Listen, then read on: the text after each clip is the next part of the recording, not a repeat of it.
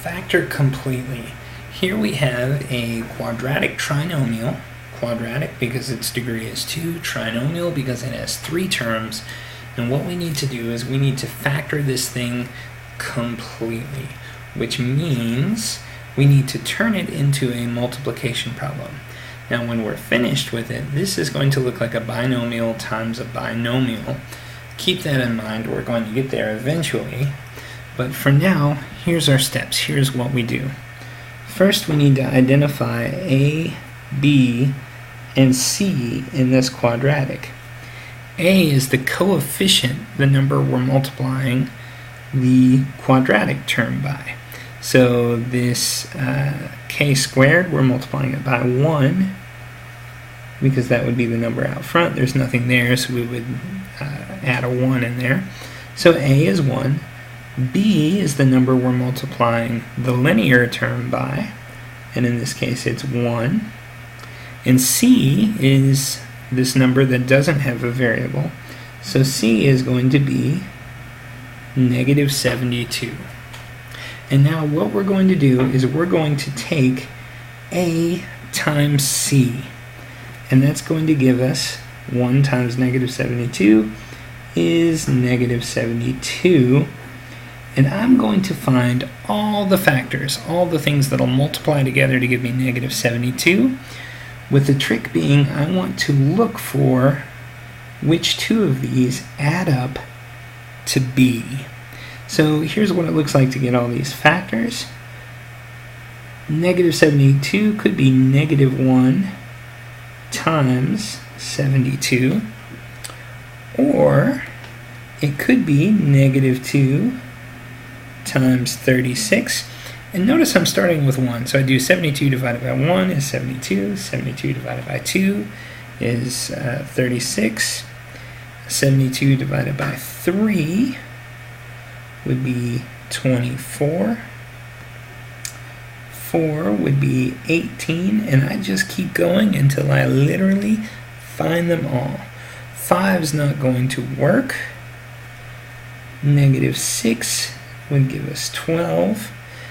7 is not going to work, but negative 8 would give me 9. And now here's the trick. That's not all the things that would add up to negative 72, because I just used these sides being negative. It could also be that the other side is negative.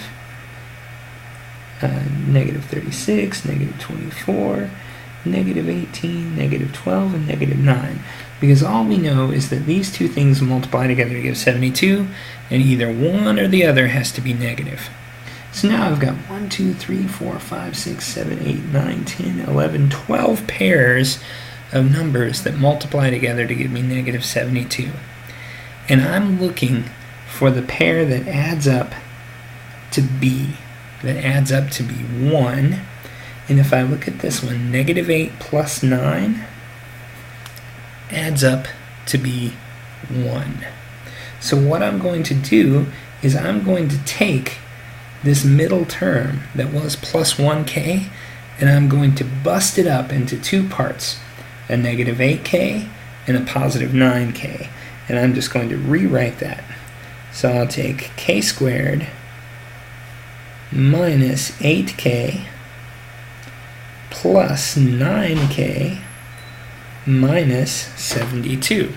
So I've split that middle term into two terms.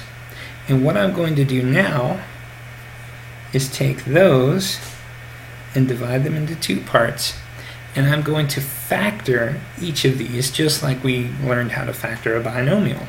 So we look for the common terms from this one, and it's just going to be k.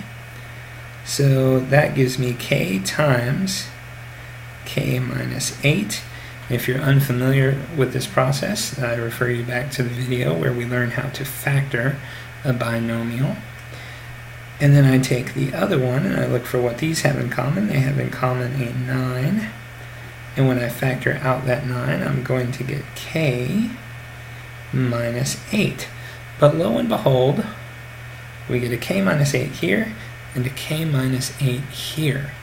So what that tells us is that what we're looking at is one of those double distributive properties that we got when we did a binomial times a binomial.